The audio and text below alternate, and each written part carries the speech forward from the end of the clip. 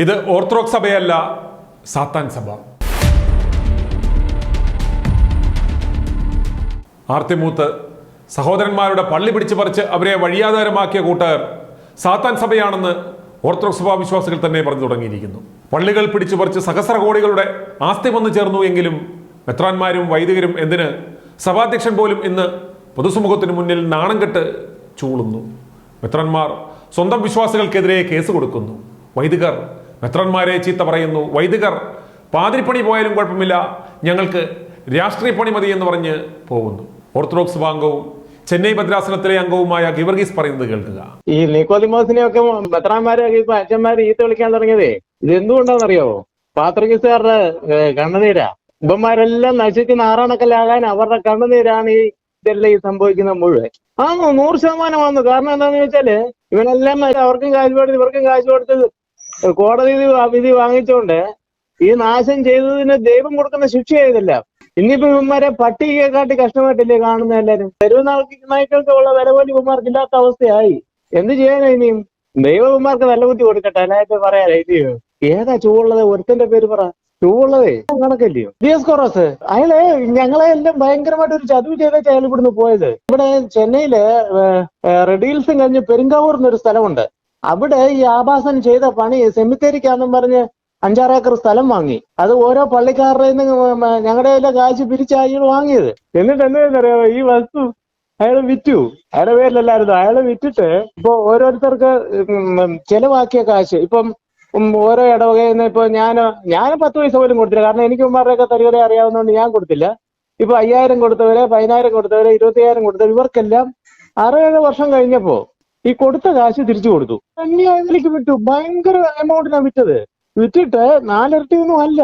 ഇയാള് വിറ്റിട്ട് ഈ കൊടുത്ത കാശ് 5000 അല്ല 10000 എത്ര രൂപ കൊടുത്തോ അത്രയും കാശ് ഈ 5-6 കൊല്ലം കഴിഞ്ഞപ്പോ എല്ലാവർക്കും തിരിച്ചു കൊടുത്തു. ബാക്കി ഇയാള് ചൂട്ടിക്കൊണ്ടങ്ങ് പോയി. ഇവനൊക്കെ എഴുതി വെച്ച ആഭാസന്മാരില്ലേ? ഭയങ്കര ഒരു പണി ഇയാൾ ഇവിടെ ചെയ്തത്. ഒരു വലിയ റിലേഷൻസ് ഒന്നും ഇല്ലാത്ത ഒരു സ്ത്രീ ഉണ്ടായിരുന്നു ഇവിടെ. അവർക്ക് ഈ ചെന്നൈയിലെ അടയാർ എന്ന് പറയുന്ന സ്ഥലം, ഈ ചെന്നൈ സിറ്റിയിലെ ഏറ്റവും വില കൂടിയ സ്ഥലമാണ് ഈ അടയാർ. അവിടെ അടയാർ സിഗ്നൽ എന്ന് പറഞ്ഞാൽ നല്ല പാതലായ സ്ഥലമാണ്. അവിടെ അതിനടുത്ത് ഇവർക്ക് ഒരു ഗ്രൗണ്ട് സ്ഥലം ഉണ്ടായിരുന്നു. 5-6 സെന്റ് സ്ഥലം ഉണ്ടായിരുന്നു. അവിടെ ഒരു വീടും വേറെ ആരും ഇല്ല. അവർ കല്യാണം കഴിച്ചൊന്നുമില്ല. അപ്പൊ അവര് ആരാണ്ടരുടെ പ്രേരണയാൽ ഇവര് ഈ സഭയ്ക്ക് എഴുതി വെച്ചു. അതെന്ന് പറഞ്ഞാൽ ഈ മെത്രാൻ എഴുതി കൊടുത്തു. ഇവരെ 15 ലക്ഷം രൂപയും ഉണ്ടായിരുന്നു. ഈ കാശും വാങ്ങിച്ചു. എന്നിട്ട് ഇവരെ നോക്കിക്കോളാം എന്നും പറഞ്ഞു ഇവരുടെ വീടും സ്ഥലം എഴുതി വാങ്ങിച്ച് 15 ലക്ഷം രൂപയും വാങ്ങിച്ചു കഴിഞ്ഞിട്ട് ഇവരെ വിനായകപുരം എന്നും പറഞ്ഞൊരു സ്ഥലമുണ്ട് ഇവിടെ, വിനായകപുരം. അവിടെ ആയിരുന്നു നേരത്തെ അരമന. അവിടെ ഒരു മുറിയിൽ ഇവരെ താമസിപ്പിച്ചുകൊണ്ടിരുന്ന ഇവർ ഈ കുറച്ച് സ്റ്റാൻഡേർഡായിട്ട് ജീവിച്ച സ്ത്രീ ആയതുകൊണ്ട് ഇവർക്ക് രാവിലെ എഴുതേക്കുന്ന ഒരു ഗ്ലാസ് പാലൊക്കെ കുടിക്കുന്ന ഒരു സ്ത്രീ ആയിരുന്നു.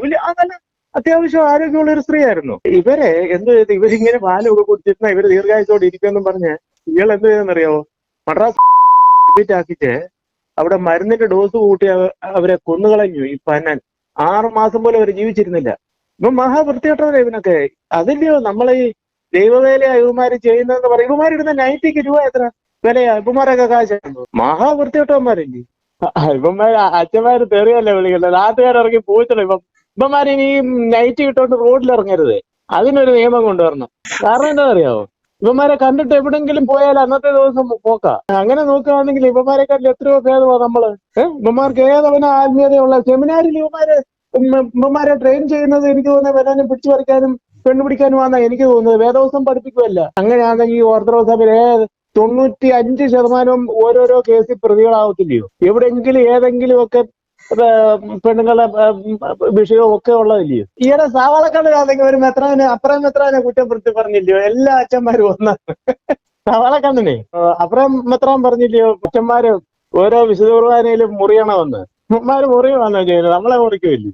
ഇവന്മാര് എങ്ങനെ നമ്മുടെ 10 രൂപ വാങ്ങിക്കാവുന്നല്ലേ ഇവന്മാര് നോക്കുന്നേ? ഊറ്റാനല്ലേ നോക്കുന്നത്? അല്ല ഈ കിഴക്കോട്ട് നോക്കി നിന്ന് വിശുദ്ധ കുർബാന ചൊല്ലിയിട്ട് അവിടെ ആ മതവായിക്കാർ തന്നെ നിന്നുകൊണ്ടല്ലേ ഈ പടിഞ്ഞാറോട്ട് തിരിഞ്ഞ് നിന്ന് നമ്മളെ പറ്റിക്കുന്നത്? എത്ര വായി വരുന്ന കള്ളമല്ലേ ഇവന്മാർ പറയുന്ന മുഴുവൻ. അങ്ങനെ ഈയിടെ ഞാൻ കഴിഞ്ഞ നാട്ടിൽ പോയപ്പം നമ്മുടെ മത്തായി 3-ാമന്റെ കുർബാന ഉണ്ടായിരുന്നു ചെങ്ങന്നൂർ അരമനപ്പട്ടിയില്. അപ്പൊ ഞാന് അവിടെ ചെന്നപ്പോഴാണ് അറിഞ്ഞത്. അപ്പൊ മത്തായി 3-ാമൻ എന്റെ കൈമത്താണ്. ഞാൻ പോയില്ല അയാളെ പോയിട്ട് കൈമത്താൻ. അയാളെ ഉരിച്ചു വെച്ചാൽ എന്റെ തലയിൽ ചൊറി വരും. അതുകൊണ്ട് ഞാൻ പോയില്ല. അപ്പന്മാർക്ക് ആത്മീയത ഏതവനാ ഉള്ളത്? എല്ലാം പിടിച്ചുപറിയല്ലയോ നോക്കുന്നത്. ശരിക്കും പറഞ്ഞാൽ ഇവന്മാരുടെ ഒക്കെ വീടുകള് ഇപ്പൊ പുത്തൻകാവിലും പെർളശ്ശേരിലും ആറാട്ടിലും ഒക്കെ ഇവന്മാര് കുറെ ഉണ്ട്. ഇവന്മാരുടെ ഒക്കെ വീടുകളെല്ലാം 50 ലക്ഷം 60 ലക്ഷം 75 ലക്ഷം 1 കോടി ഒക്കെ രൂപ ചെലവാക്കിയാണ് ഇവന്മാർ ഈ വീടുണ്ടാക്കിയിട്ടുള്ളത്. ഇവന്മാർക്ക് എവിടെ നിന്നേ കാശ്? ഈ ഗൾഫിലും അവിടെ ഇവിടെ ഇവന്മാർ ഓരോ പരിപാടിക്ക് പോകുമ്പോൾ ഇവന്മാർ 2 രസീതും കൊണ്ടായി പോകുന്നത്. ഒരു രസീതിന്റെ കാശ് ഇവന്മാർക്ക്, ഒരു രസീതിന്റെ കാശ് എന്തിനാ പോകുന്നത് വെച്ചാൽ അതിനും. ഓരോ പ്രാവശ്യം പോയാലും ലക്ഷക്കണക്കിനാ കൊണ്ടുവരുന്നത്. ഇവന്മാരെ ഈ സെമിനാരി ട്രെയിനിങ് കൊടുക്കുന്ന ഇതാന്നാ എനിക്ക് തോന്നുന്നത്, എന്റെ അനുഭവം. കാരണം എന്താണെന്ന് വെച്ചാല് ഇവന്മാരുമായിട്ട് യാതൊരു കാരണവശാലും ഇവന്മാരുമായിട്ട് സംസാരിക്കാൻ പോലും കൊള്ളാത്ത ദുഷ്ടന്മാരാ. ഏതവനുണ്ട് ചുവള്ളത്? വളരെ അപൂർവമല്ലേ? വളരെ 5% ഒരു 10% ഉണ്ടെങ്കിലുണ്ട്. അത് ഓരോരുത്തരെ കുറിച്ചും ഇങ്ങനെ ഓരോ വാർത്ത വരുന്നുണ്ട്. എന്താ ഇവന്മാർ പ്രതികരിക്കാത്ത? ഏതെങ്കിലും ഒരുത്തൻ പ്രതികരിക്കുന്നുണ്ടോ? ഈ യാക്കോ പാത്രീസുകാരുടെ കണ്ണുനീരായി ഇവന്മാർ ഇങ്ങനെ കിടന്ന് സമൂഹത്തിന് നാറുന്നത്. ഇന്നിപ്പോ മനുഷ്യന്റെ മുഖത്ത് ഓർത്തഡോക്സുകാരനാണെന്ന് പറയാൻ ലജ്ജയായി മാറി. ഇപ്പൊ നാട്ടിലൊക്കെ ഭയങ്കര ഇതായിരിക്കും, നീക്കോദിമോസിന്റെ കേസും ഇതൊക്കെ. ഇനിയിപ്പം മറ്റേ അയാളെ മടക്കാന്നുണ്ടെങ്കിൽ നീക്കോദിമോസിന്റെ സർവ്വ ഡീറ്റെയിൽസ് ഇപ്പൊ വെളി വരുമായിരിക്കുമല്ലോ. ഈ കോളേജിലെ പ്രൊഫസർ ആയതുകൊണ്ട് അവിടുന്ന് മുടക്കാൻ പറ്റത്തില്ലല്ലോ. കുപ്പായം അല്ല എവിടെങ്കിലും ശൂശി വെക്കാൻ പോകുന്നതല്ലേ മുടക്കത്തുള്ളൂ. അങ്ങനെ മുടക്കിയാൽ തന്നെ അയക്കാതൊരു വിഷയമല്ലല്ലോ. എങ്ങനെയായാലും ഒരു പ്രൊഫസറിന് 2.5 ലക്ഷം രൂപ ശമ്പളം ഇല്ലയോ? അപ്പൊ പിന്നെ അയക്കാൻ തോന്നുന്നു അയാളുടെ ഭാര്യയും പ്രൊഫസർ +2 അധ്യാപികയ്ക്ക് നല്ല സാലറി അല്ലയോ? എങ്ങനെയായാലും 2 ലക്ഷം രൂപ കിട്ടത്തില്ലയോ? അപ്പൊ പിന്നെ മാസം 4-5 ലക്ഷം രൂപ വരുമാനമുള്ളവന് ഉപ്പായം പോയാൽ എന്തോന്നു? അപ്പൊ ഈ കേസുമായിട്ടെല്ലാം വിളിച്ച് പറയത്തില്ല അയാള്. പിള്ളേരുണ്ട് അതായതെന്ന് പറഞ്ഞു കഴിഞ്ഞാൽ അപ്പം മത്തായി 3 എന്ത് ചെയ്യും? നിങ്ങളെ വെച്ച് ഒരു കാര്യം ഞാൻ പറയാം, ഈ മത്തായി 3 ഇതിന് അർഹനല്ല കാതലിക്കയാകാൻ. അപ്പോ ദൈവം പിശാചിന് വിട്ടുകൊടുക്കുന്നതാണ് ഇവന്മാരെ. അതിനാണ് ഈ മത്തായി 3 പിശാച് ആയതുകൊണ്ടാണ് ഇവന്മാർക്കെല്ലാം കൊടുക്കാൻ ഒരു പിശാചിനെ തന്നെ അവിടെ ആക്കിയത്. മത്തായി 3 പിശാച് ആയതുകൊണ്ടാണ് മത്തായി 3 നീ അവിടെ ഇരുന്നോണ്ട് ഇവന്മാരെല്ലാം എറിയടാന്ന്. 100% സാത്താൻ സഭ. ഇവന്മാരെ സാത്താൻ അല്ലാതെ വേറെ എന്താ ഇവന്മാർക്ക് എന്താ ആത്മീയതയാ ഉള്ളത്? ഇവന്മാരെ രോഗിയെ സൗഖ്യമാകുമോ? കർത്താവിന്റെ വേദവസവും വിശുദ്ധ വേദവസവും വ്യക്തമായിട്ട് പറയുന്നുണ്ട് രോഗിയെ സൗഖ്യമാക്കുന്ന കാര്യം. ഇവന്മാര് പ്രാർത്ഥിച്ച് ആരാ സൗഖ്യമാവുന്നത്?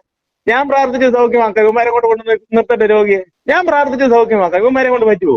അല്ല, ഇവന്മാര് ഭേദമാകത്തില്ല. കാരണം എന്താ വെച്ചാൽ ഇവന്മാരുടെ എല്ലാം കാശ് ഇഷ്ടം പോലെ ആയതുകൊണ്ട് ലക്ഷറി ലൈഫ് അല്ലേ ഇവന്മാരുടെ എല്ലാം. അപ്പൊ ഈ ലക്ഷറി ലൈഫ് ആയതുകൊണ്ട് ഇവന്മാര് വിശ്വസിക്കത്തില്ല. അതാണ് ഏറ്റവും വലിയൊരു കണ്ണടയ്ക്കാണ്ട. ഇവന്മാര് തൊലി പോലത്തെ പെണ്ണുങ്ങൾ, ഇവന്മാര് കാണാൻ കൊള്ളുന്ന പെണ്ണുങ്ങളെ കണ്ട ഇവന്മാരുടെ ഉൾക്കണ്ണിൽ ഇവരുടെ നഗ്നതയാ കാണുന്നത്. ഇവന്മാർ അത്ര പിശാചുക്കളാ. അതാ ദൈവം നമ്പരെ ഇവന്മാർക്ക് ഓരോ പണിയിട്ട് കൊടുക്കുന്നത് വിഷയമാകട്ടെ. അപ്പൊ എന്നാലെങ്കിലും ഇവന്മാര് അടങ്ങുന്നോന്ന് ചോദിക്കേ, അതല്ലയോ? ഇവനെല്ലാം സാത്താന്റെ സന്തതികൾ തന്നെ, അല്ലാതെ വേറെ ഒരു ആത്മീയതയും ഉണ്ടായിട്ടൊന്നും ചെല്ലുന്നതല്ലല്ലോ. ഈ ജീവിതം വഴിമുട്ടി നിൽക്കുമ്പോൾ ഓടിച്ചു ചെന്ന് കയറുന്ന ഈ മദ്രാസത്തിൽ തന്നെ ഉണ്ട്. ഈയിടെ ഈ തമ്പർമാണി ഒരുത്തനായിരുന്നു, അയാളുടെ മോനായിപ്പോ എങ്ങാണ്ട് റെയിൽവേ സ്റ്റേഷനിൽ വെച്ച് ട്രെയിനെ വെച്ച് കണ്ട് ചട്ടിയിടാൻ അലർജിയുള്ള ഒരു കൂതറ. അയാള് പ്ലംബർ പണി, അയാള് പ്ലംബിങ്, അയാള് 6 മാസക്കാരനാ. അയാൾ 6 മാസക്കാരൻ എന്ന് പറഞ്ഞാൽ ഇവര് ഈ ഇടയ്ക്ക് ഇടത്തൂടെ എഴുന്നേക്കുമ്പോ സെമിനാരി ചേരുന്ന ഒരു കോഴ്സ് ഇല്ലയോ 6 മാസത്തേക്ക് പഠിക്കുന്നത്, അങ്ങനത്തെ അയാള് ഇവന്റെ തന്ത. അല്ലാതെ 4 കൊല്ലം പഠിച്ചതൊന്നുമല്ല. ഇടയ്ക്ക് ജീവിതം വഴിമുട്ടിയപ്പോ ഓടി ചെന്ന് കയറിയതാണ് സെമിനാരി. ഇപ്പൊ കോറായി, ഇപ്പൊ കോറപ്പിസ്കോപ്പായിട്ട് നടക്കുന്നത്. അയാൾ ലോഹ പനനായിരുന്നു, തന്തയും ലോഹ പനനായിരുന്നു. ഒരു കാര്യം പിടിച്ചപ്പോ ഇവന് ചട്ടി അലർജി ആന്നില്ലേ? ഇവനൊക്കെ മഹാ തെമ്മാടികളാണ്. ഈ ഇവന്റെ അപ്പം പ്ലംബർമാണി, അയാള് പ്ലംബിംഗ് വർക്കും ഏതാണ്ട് ജോലിയായിരുന്നു. അയാളെ പ്ലംബർമാണി ഇതായിരുന്നു ഇവിടെ അറിയപ്പെടുന്നത്. പണിയില്ലാതെ ചെന്ന് കയറിയത് സെമിനാരി. അങ്ങനെയാണ് ഒരു ഇടത്തോടെ എഴുന്നേറ്റ് ചെന്ന് കയറി. അങ്ങനെയാണ് ഇവൻ പ്ലംബർമാണി പുരോഹിതനാകുന്നത്, പട്ടക്കാരനാകുന്നത്. ഇവന്റെ അനിയനോ ഏട്ടനോ ആരാണ്ട് ഒരുത്തനും ഉണ്ട്, അവനും ഇത് തന്നെ കേസാ. ഇവന്മാര് പണ്ടൊക്കെ പറയുന്നത് എന്തായിരുന്നു അറിയോ? ഇവന്മാര് ശപിക്കുമെന്ന്. ഇപ്പം പിന്നെ ഇവന്മാർക്ക് ശാപമില്ല, ഇവന്മാരെ നാട്ടുകാർ ശപിക്കും. ഇവിടെ ഇപ്പൊ ഒരുമാതിരിപ്പെട്ട ഈ വൃത്തികെട്ടവന്മാരെല്ലാം ഇപ്പൊ പറയുന്നത് എന്താ അറിയാമോ? വിശ്വാസികളോട് നിങ്ങൾ ഗീവർഗീസ് സഹതായ പോലെ പ്രാർത്ഥിച്ച് മുന്നേറണമെന്ന് ഇവന്മാര് പറയുന്ന. അല്ലാതെ നിങ്ങൾ വേണം അതിന്റെ അർത്ഥം എന്തുവാ? നിനക്കൊക്കെ രക്ഷപ്പെടണേ വേണം പ്രാർത്ഥിച്ചോളാം, ഞങ്ങളുടെ തൊഴിൽ ഞങ്ങൾ എന്തെങ്കിലും കാണിച്ചുകൊണ്ട് ഉൾക്കൊള്ളുമെന്ന്. അല്ല, എന്തോ അതിന്റെ അർത്ഥം? ഇപ്പൊ നമ്മളെ എന്തെങ്കിലും ഒരു ആവശ്യത്തിന് വേണ്ടിയിട്ട് ഇവന്മാരെ വിളിച്ചാല് ഇവന്മാർക്ക് ഡയറി ഉണ്ടെന്നുണ്ടെങ്കിൽ ഡയറി എഴുതും. ഇന്നടത്ത് നാളെ ഇന്നാരുടെ മോന്റെ കല്യാണം 2000 രൂപ കിട്ടും. ഇതല്ലേ ഇവന്മാര് പ്രതീക്ഷിക്കുന്ന. അല്ലാതെ ഈ ശുശ്രൂഷ വൃത്തിയായിട്ട് നടത്തണം, ഭംഗിയായിട്ട് നടത്തണമെന്നോ പരിശുദ്ധാത്മാവ് ഇറങ്ങി വരണമെന്നോ ഇവന്മാർക്ക് ചിന്തയുണ്ടോ? നാളെ അത്താച്ചാന്റെ മോന്റെ കല്യാണമാണ്, അപ്പൊ കിട്ടും ഒരു 2000. അല്ലെങ്കിൽ ഇന്നാരുടെ മോന്റെ മാമോദീസായ, അല്ലെങ്കിൽ കിട്ടും എന്തെങ്കിലും. ഇവന്മാര് ഈ ചാതെന്ന് പറഞ്ഞാൽ ഓടിക്കൂടി നിന്നാ എന്തിനാ? അന്നേരം കുഴിച്ചിടുമ്പോ ഒന്നും കിട്ടത്തില്ലെന്നല്ലേ ഉള്ളൂ. അത് കഴിയുമ്പം എല്ലാത്തിനും കിട്ടത്തില്ലേ 10,000-2000. അപ്പൊ ഇതെല്ലാം കണക്കൂട്ടിയിട്ടേ ഇരിക്കുന്നത്. വല്ലവരുടെ കാശിനോടല്ലേ ഈ ആർത്തി, അല്ലാതെ വേറെ ഏതെങ്കിലും ഒരുത്തൻ പറയുന്നുണ്ടോ പൈസ ഒന്നും വേണ്ട, അല്ലെങ്കിൽ വേണ്ട, ഞാൻ ദൈവവേലയാ ഞാൻ ചെയ്യുന്നത്, എനിക്ക് ഇതിന്റെ ആവശ്യമില്ല, അങ്ങനെ പറയുന്ന എത്ര പേരുണ്ട്? എനിക്ക് ശമ്പളമുണ്ട്, മാസം മാസം ശമ്പളം തരുന്നുണ്ട്, അത് മതി, ഉള്ളത് കൊണ്ട് ഞാൻ തൃപ്തിപ്പെട്ട് ജീവിക്കുക, അല്ല എനിക്ക് കാശൊന്നും വേണ്ട. ഏതെങ്കിലും പറയുന്നുണ്ടോ? ഏതെങ്കിലും ഒരുത്തൻ പറയുന്നുണ്ടോ?